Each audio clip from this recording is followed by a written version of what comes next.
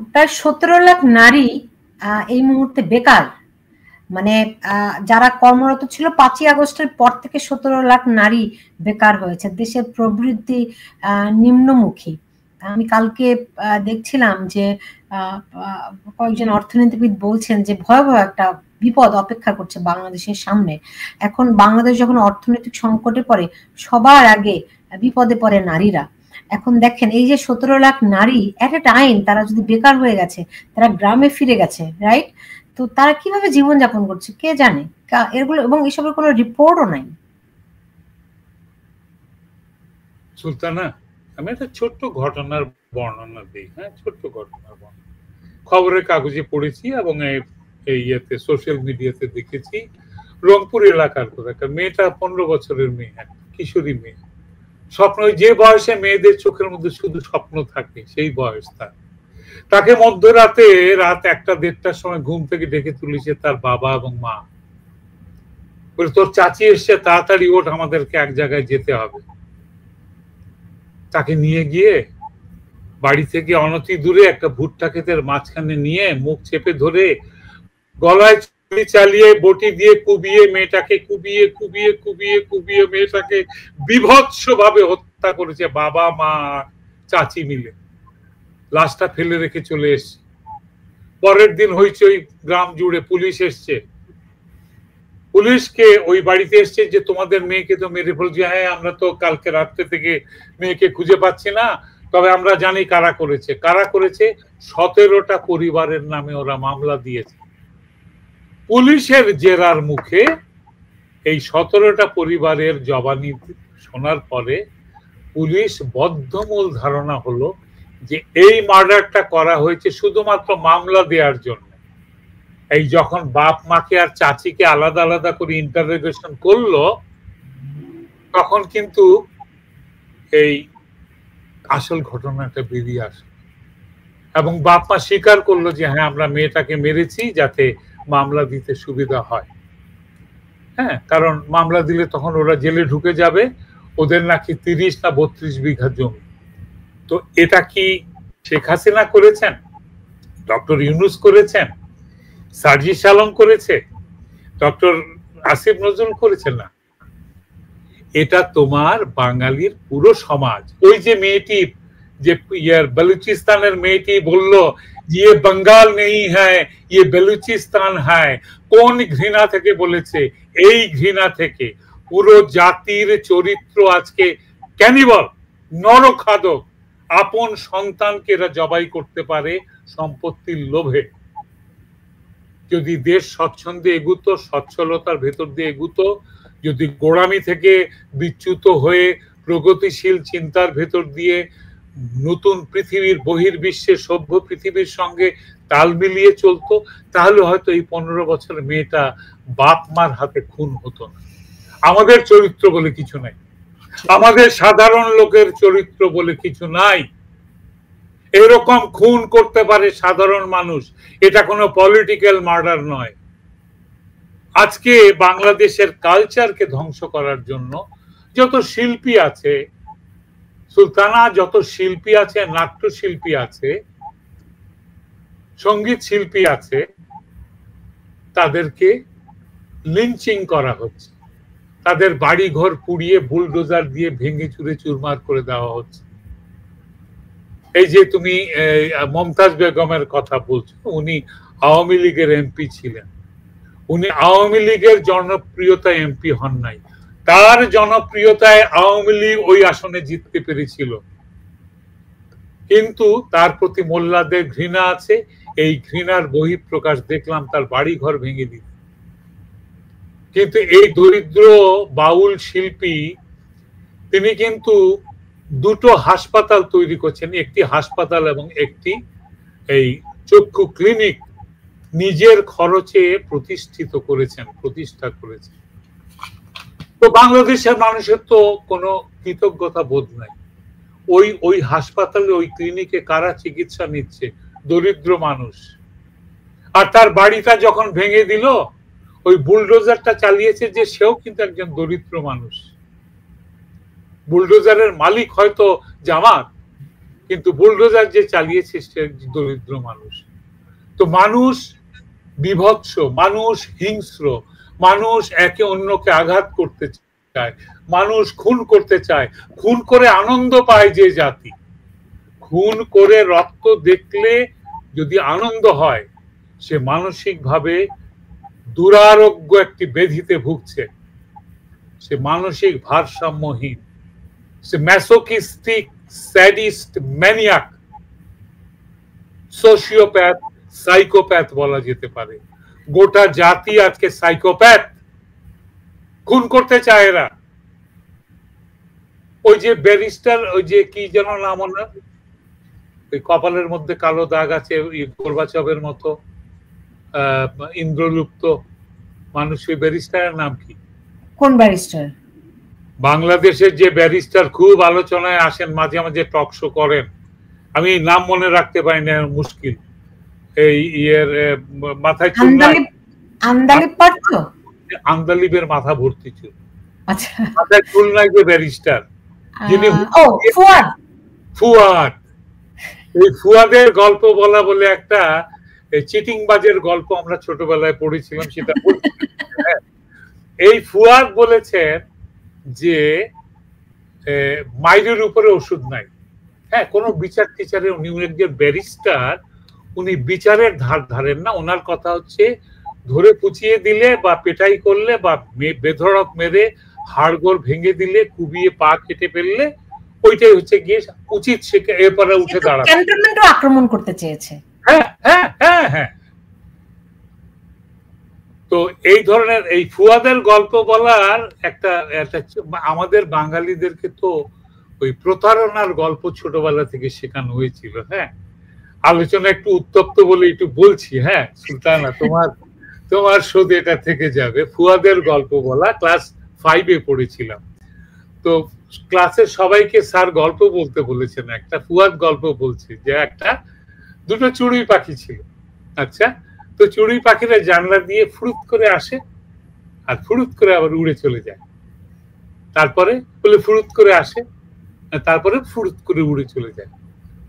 এই পরে সে 10 মিনিট ধরে শুধু ফুরুত করে আসে, ফুরুত করে চলে যায়, এবং প্রমাণিত হলো সে সবচেয়ে লম্বা গল্পটা বলেছে। হ্যাঁ, লম্বা গল্প বলে সে জিতবে। তো আজকে যিনি আমাদের এই উপদেষ্টা, তিনিও কিন্তু ঠিক একই রকম মানসিকতা। তিনি চুরি করেছিলেন আরেকজনের পুরস্কার পাওয়া গল্পের বই, ম্যাগাজিন। তার নিজের জীবনীতেই তিনি লিখেছেন, আমার দিকে তাকাবেন না, আমি লিখি নাই। উনি নিজেই কিছুদিন আগেও বলেছেন, আমি নিজে শুনেছি, যে বুদ্ধি বুদ্ধি বুদ্ধি বুদ্ধি দিয়ে আমাদের জিততে হবে। স্যার, আপনি তো শিক্ষক, বুদ্ধির সঙ্গে বিবেকও লাগে, ওইটা আপনি বলেননি স্যার। আপনি শুধু বলেছেন বুদ্ধি দিয়ে জিততে হবে। ঠগ, জোচ্চোর, কানম্যান, এদের বুদ্ধি আমাদের চেয়ে অনেক বেশি। এরা কিন্তু বুদ্ধি দিয়ে জীবিকা নির্বাহ করে। সত্যিকার অর্থে বুদ্ধিজীবী বললে এদেরকেই বলা উচিত, যারা বুদ্ধির উপরে উপার্জন করে, মানুষকে ঠকিয়ে উপার্জন করে। আপনার আসিফ নজরুল, আপনার সার্জিস মলম, আপনার ওই হাসনাত আব্দুল্লাহ, এরা কিন্তু সব আপনার মতোই বুদ্ধিমান।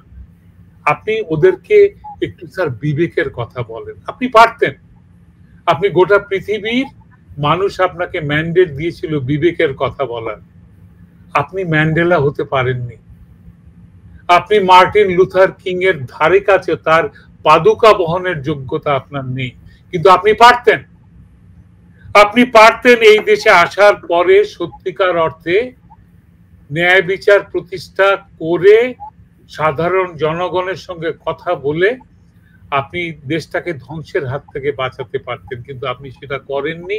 আপনি উস্কানি দিয়ে ধ্বংস তো করেছেন, মানুষের নৈতিকতাকে ধ্বংস করে দিয়েছেন। আজকে রাজাকার ভিক্টরি সাইন দেখাচ্ছে, 71 উল্টে দিয়েছেন আপনি, তবে উল্টে যায়নি, কারণ আপনি জানেন না, কারণ আপনি তো জনবিচ্ছিন্ন মানুষ, জনগণের সঙ্গে আপনার যোগাযোগ নেই। আপনি মনে করেন যে পেটোয়া বাহিনী দিয়ে আর ওই হেফাজতে ইসলাম আর এই জামাতে ইসলামের মব লিঞ্চিং করে আপনি দেশকে ঠান্ডা করে দেবেন। হ্যাঁ, রিক্সাওয়ালা সরে যাবে, ঠেলাগাড়িওয়ালা সরে যাবে, ভেজিটেবল ওয়ালা সরে যাবে, মারপিট করবে না। কিন্তু ক্ষুধা, সুলতানা, ক্ষুধা একটা ভয়ঙ্কর প্রেরণা। মানুষ যখন ক্ষুধার্ত হয়, মানুষ যখন দেখে যে তার শিশু সন্তান ক্ষুধার্ত, তার কিশোরী কন্যা ক্ষুধার্ত, তার স্ত্রী লুটিয়ে পড়েছেন ক্ষুধায়, তখন সে হাতের মধ্যে বটি নিয়ে, রামদা নিয়ে বেরিয়ে আসবে। হয়তো সে আর ঘরে ফিরতে পারবে না, কিন্তু ওই রামদা দিয়ে, বটি দিয়ে সে কিন্তু প্রতিশোধ নিয়ে ফেলবে এই ক্ষুধার। এই প্রেরণাকে আপনি একসঙ্গে 1 কোটি মানুষ, ক্ষুধার্ত মানুষ যখন ধেয়ে আসবে, আপনার কোন মিলিটারি, কোন বিজিবি, কোন পুলিশ কেউ ঠেকাতে পারবে না। কোন 7.62 mm অ্যামুনিশন দিয়ে, SLR রাইফেল দিয়ে, স্নাইপার শট করে আপনি তাদের আটকাতে পারবেন না। তারা ধেয়ে আসবে এবং তাদের সেই মহাপ্রলয়ের সুনামির কাছে খড়কুটোর মতো ভেসে যাবেন স্যার, পালাতে পারবেন না স্যার। আপনার ছাত্রদেরকে আপনি কি শিখিয়েছেন জানি না। আপনার পাশে মাহমুদুর রহমান মান্নাকে যখন দেখি, তিনি সরাসরি আপনার ছাত্র ছিলেন। আজকে আপনি তাদেরকে বেছে নিয়েছেন যাদের নৈতিকতা বলে কিছু নেই, যারা বিক্রি হয়ে যায় স্যার।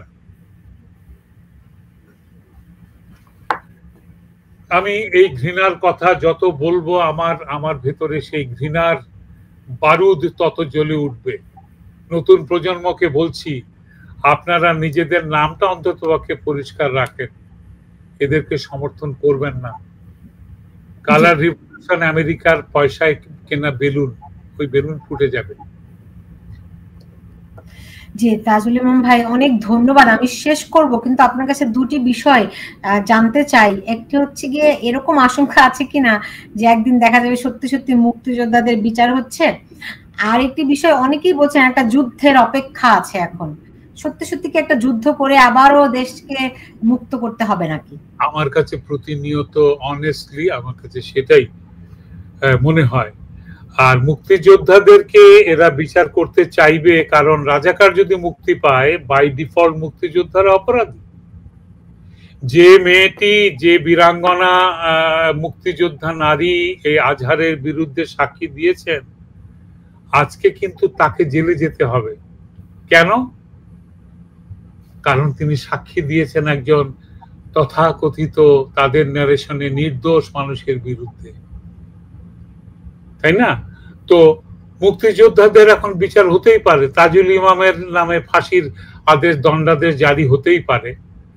হ্যাঁ, আর এমন একটা পর্যায়ে এসে পৌঁছেছি আমরা, মুক্তিযোদ্ধাদের বয়স আমাদের 70 ঊর্ধ্ব সবার। তো আমরা তো আরেকটি লড়াই করার মতো প্রকৃতি আমাদের কাছ থেকে সেই প্রাণ শক্তি কেড়ে নিয়েছে। যেটা আমরা করতে পারি, আমরা নতুন প্রজন্মের কাছে সঞ্চার করতে পারি আমাদের আদর্শের কথা, এই বাংলাদেশের কথা।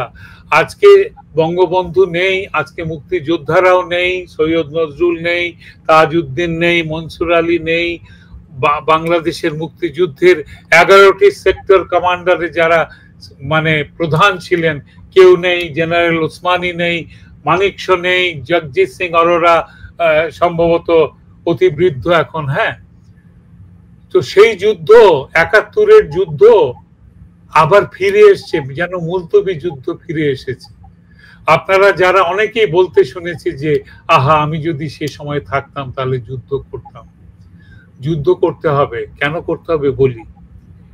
গা বাঁচিয়ে থাকতে পারবেন না, আজকে হয়তো পারবেন, আজকে অর্ধেককে সাফ করবে, কালকে বাকি অর্ধেকের জন্য ওরা আসবে, এবং ওরা আসবেই। ওদের সব কিছু, ওদের একটা কালো বই আছে, বইয়ের মধ্যে 1, 2, 3 করে সব প্ল্যান লেখা আছে। এটা 15 নম্বর প্ল্যান যে মুক্তি ইয়েতের এই কি বলে জামাতের যে রাজাকারকে মুক্ত করা হলো। ওদের 2 নম্বর প্ল্যানের মধ্যে যত সন্ত্রাসী ছিল, প্রায় 700 সন্ত্রাসী যারা জেলখানায় ছিল তাদেরকে ওরা ছেড়ে দিয়েছে। তারা বেরিয়ে এসে আয়না ঘরের গল্প করে, ইন্টারোগেশন সেলের গল্প করে। ইন্টারোগেশন সেলে না ঢোকালে এই বজ্জাত গুলো এরা তো স্বীকার করতো না। এরা স্বীকারোক্তি দেওয়ার পরেও তারা জেল থেকে বেরিয়ে গেছে, জেল থেকে ছেড়ে দেওয়া হয়েছে।